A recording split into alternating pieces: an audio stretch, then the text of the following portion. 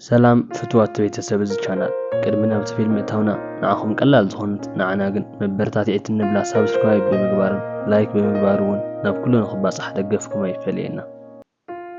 እቲ ፊልም ዝጀምር ካትሪን ምስ አሌክሳንደር ዝተባሃሉ ክልተ ሰባት እናተመርዐው እዩ። ካትሪን ካብ ናይ አሌክሳንደር ዕድመ መንጽር ብጣዕሚ ንእሽቶ እያ። እቲ መርዓውን ብናይ ቤተሰቦም ድሌት እዩ ነይሩ። ስዒብውን እዞም መጻምዲ ነንሕድሕዶም አይፋተውን እዮም። ካብኡ ድማ ኣብቲ ምሸት ካትሪን ብናይ ኣና ሓገዝ ክዳውንታ ቀይራ ንአሌክሳንደር ናተጸበየቶ እያ። አሌክሳንደር ድሕሪ መምጽኡ ካትሪን ኣብ ገዛ ውሽጢ ንቤና ከም ትጸንሕን ትወጸሉ መዓልቲ ከም ዘየለን ይዛረባ። ካብኡ ከዓ አሌክሳንደር ካትሪን ክዳውንታ ንኽተውጽእ ይእዝዛ። ኮይኑ ግን ዋላ ሓንቲ ከይነ ከዓ ኣብቲ ጸግዒ ድቅስ።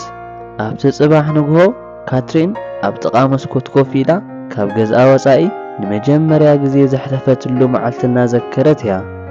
እቲ ገዛ ቤት ማሕዩር ኮይኑዋ። ሓደ መዓልቲ ንግሆ ኣና ንካትሪን ካብ ድቃሳ ነቕኒቓ ክዳውንታ ክትክደን ትገብራ።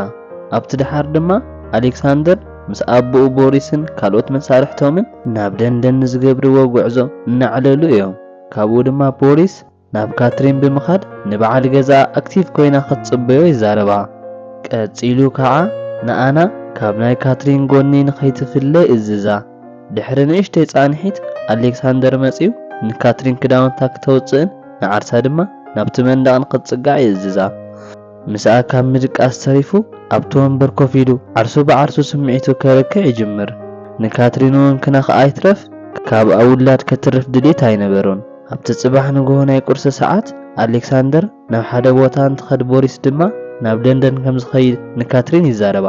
ካትሪን በዓል ገዛኣ ናበይ ከም ዝኸይድ ንቦሪስ ምስ እትሓቶ ህጹጽ ጉዳይ ረኺቡ ከም ዝኸደ ቦሪስ ይምልሰላ። በዓል ገዛኣን ቦሪስን ኣብቲ ገዛ ስለ ዘየለው ናብ ደገ ብምውጻእ ንጹህ ዝኾነ ኣየር ክተጠዓዕሙ ትጅምር። ኣብ ቀጻሊ መዓልቲ ካትሪን ኣብ ሶፋ ደቂሳን ኮላ ሓደ ድምፂ ሰሚዓ ትለዓል። ካብኡ እውን ነቲ ድምፂ ተኸቲላ ምስ እትኸድ ኣብቲ ከባቢ ዝነበሩ ሓረስቶት ንኣና ኣብ ክሻ ውሽጢ ኣትዮም እናሰሓቐዋ እዮም። ካትሪን በቲ ዝረኣየቶ ነገር ተቆጢዓ ንኣና ካብቲ መሸማዕ ንኸውፅዋ ትዛረቦ። ካትሪን ነቶም ሰባት እናጻረፈቶም እንኮላ ሰባስቲያን ብዝተባሃለ ሰብ ትማረኽ።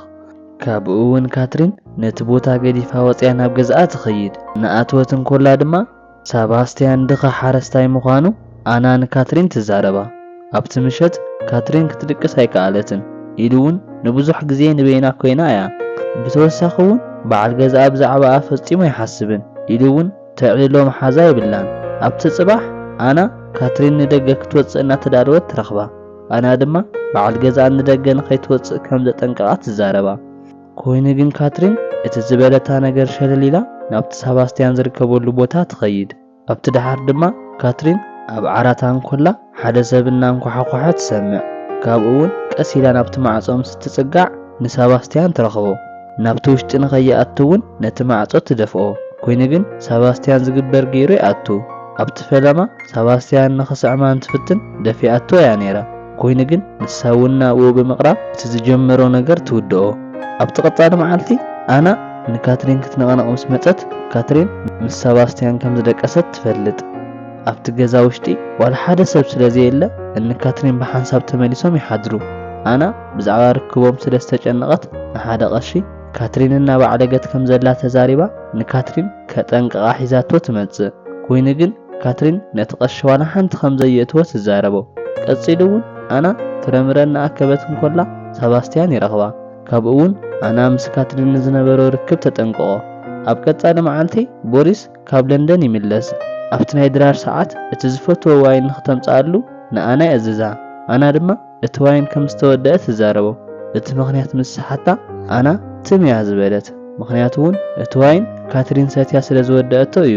ካብኡ ድማ ቦሪስ ንኣና ከም እንስሳ ንኽትፈሓኾ ይገብራ። ኣብቲ ድሓር ከዓ ካትሪን እናዘመወት ከም ዝነበረት ቦሪስ ይፈልጥ። ካብኡ እውን ሰባስቲያን ደቂሱ እንከሎ ቦሪስ ብዘይዋላ ሓንቲ ምርህራህ ብበትሪ ምስ ሃረሞ ንኽእሰር ይገብሮ።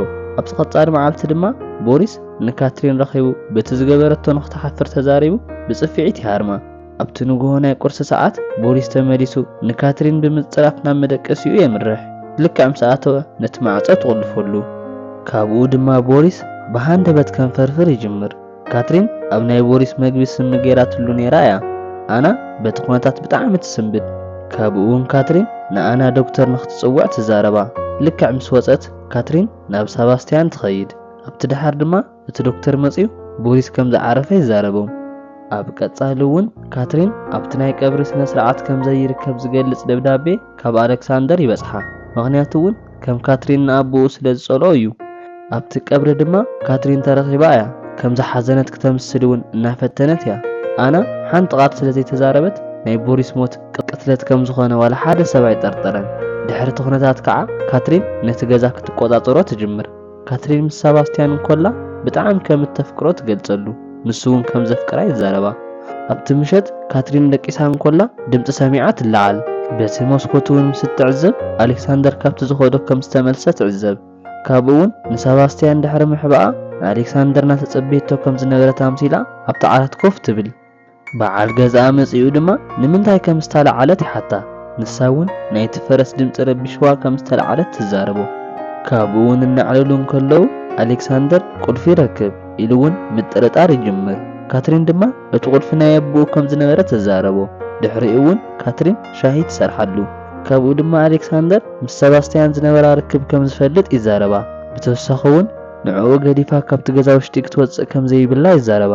ኮይኑ ግን ካትሪን ተቆጢዓ ንሰባስቲያን ካብቲ ዝተሓበኡ ኣውፂኣ ኣብ ቅድሚ ዓይኑ ክትስዕሞ ትጅምር።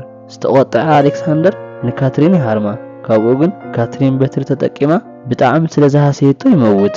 ቀፂሉ ድማ ሰባስቲያን ናይ ኣሌክሳንደር ሬሳ ወሲዱ ኣብ ጫካ እናቐበሮ፣ ካትሪን ድማ ነቲ ፈረስ ብምቕታል ኣሌክሳንደር መፂኡ ከም ዝነበረ ዘርኢ መረዳእታ ንኹሉ ተጥፍኦ። ኣብቲ ጽባሕ ንግሆ ሰባስቲያን ጽቡቕ ክዳን ተኸዲኑ ምስ ካትሪን ብሓንሳብ እዮም ነይሮም። ኣብ ሓደ መዓልቲ ኣግነስ ዝተባህለት ጓል ቴዲ ምስ ዝተባህለ ቆልዓ ትመጽእ። ቴዲ ካብ ጓላን ካብ ኣሌክሳንደርን ዝተወልደ ህፃን ምዃኑ ትዛረባ። ካትሪን ክትካታዕ እናፈተነት ኣግነስ ነቲ ቃላ ዘረጋግጽ መረዳእታ ኣብ ኢዳ ከም ዘሎ ትገልጸላ። ኣብ መወዳእታ ድማ ካትሪን ኣግነስ ምስ ቴዲ ኣብቲ ገዛ ውሽጢ ንኽነብሩ ትሰማማዕ። ሰባስቲያን ነቲ ገዛ ገዲፉ ክወፅእ ከም ዘለዎን ናብቲ ናይ ቀደም ገዝኡ ክኸይድ ስለ ዝነበሮን ብጣዕሚ ይቆጣዕ። ትሕሱ ከም ዘላ ከም ዝሓስብ እውን ንካትሪን ይዛረባ። ኣብ ቀጻሊ መዓልቲ ካትሪን ኣብ ከብዳ ዝኾነ ነገር ይስምዓ ኢሉ እውን ጥንስቲ ከም ዘላ ትፈልጥ። ስዒቡ እውን ንሰባስቲያን ክትዛረቦ እናኸደት ብሃንደበት ንቴዲ ትረኽቦ እሞ ሓቢሮም ናብ ሓደ ሜዳ ይኸዱ። ኣብኡ እውን ጽቡቕ ግዜ ድሕሪ ምሕላፎም ካትሪን ንሰባስቲያን ክትረክብ ትኸይድ።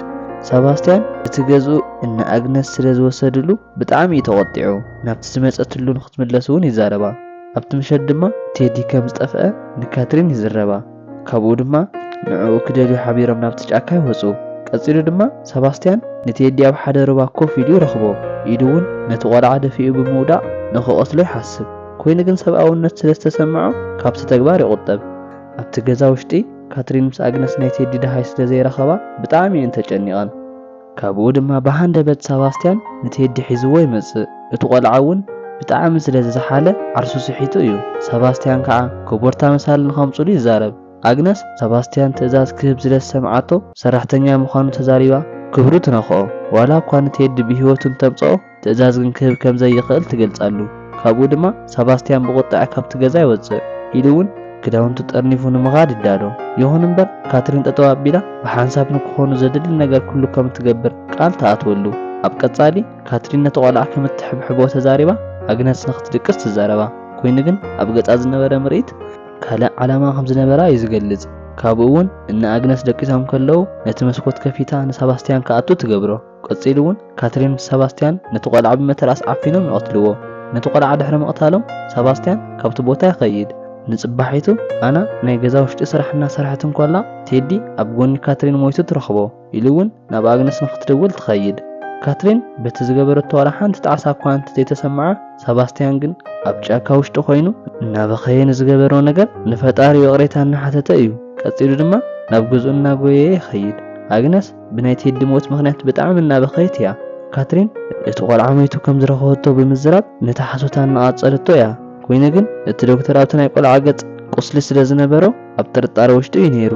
ኩሎም ሰባት እናዕለሉ እንከሎ ሰባስቲያን ነቲ ማዕጾ ከፊቱ ብምእታው ንሱ ምስ ካትሪን ዝወዓልዎ ገበናት ኩሉ ብዓርሱ ይናዘዝ። ካትሪን ንቦሪስ ዓፊና ከም ዝቐተለቶን ንበዓል ገዛን ኮነ እንተይድውን ብሓንሳብ ንኽኾኑ ክትብል ከም ዝቐተለቶም ይናዘዝ። ካትሪን ምስ ተሓተተት ሽምጥጥ ኣቢላ ብምኽሓድ ንኣና ምስ ሰባስቲያን ክኾኑ ከም ዝኽእሉ ትዛረብ።